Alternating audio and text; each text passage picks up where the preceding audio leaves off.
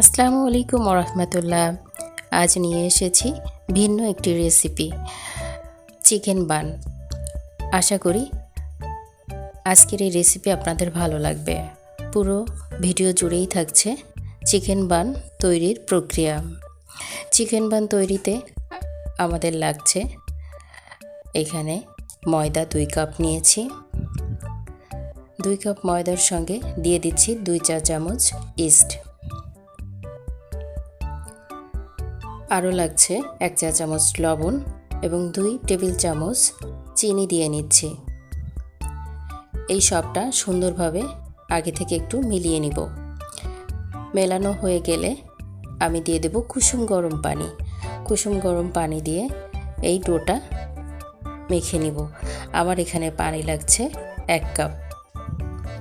1 cup পানি দিয়েই আমি পুরো ডোটা তৈরি করে নিচ্ছি। আরও দিয়ে দিচ্ছি 2 টেবিল চামচ সয়াবিন তেল।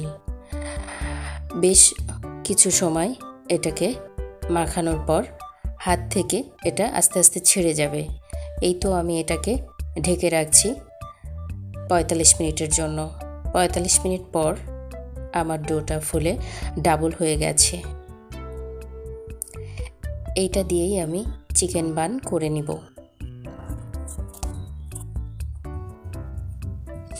চিকেন বানটা অনেক বেশি মজা খেতে। ছোট বাচ্চারা টিফিনে এটা অনেক বেশি পছন্দ করে থাকে। এ পর্যায়ে এই ময়দার ডোটাকে আরও কিছু সময় মথে নিব। মথে ছোট ছোট লেচি কেটে নিব।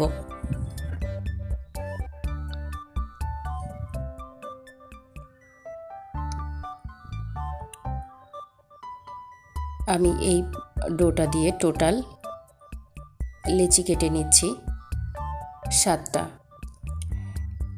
আগে থেকেই আমি এখানে কিছু পুর করে নিয়েছি। এই পুরের ভেতর আছে ক্যাপসিকাম, গাজর এবং চিকেন। এটা দিয়ে রান্না করে নিয়েছি। এই পুরটাকে দিয়ে আমি 2 পাশ থেকে 4 পাশ থেকে উঠাই দিচ্ছি। এই তো, এবং হাত দিয়ে একটু সমান করে দিব। এভাবেই খুব সহজেই করে নিচ্ছি চিকেন বান।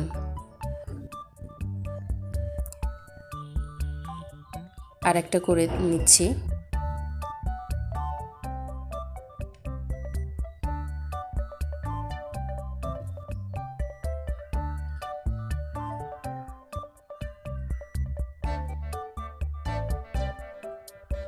মজাদার এই চিকেন বান আপনারা খুব সহজেই বাসায় করে নিতে পারেন।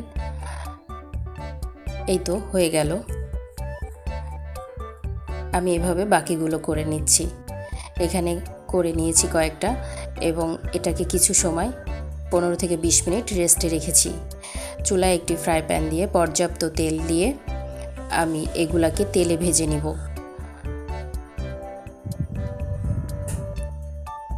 কিছু সময়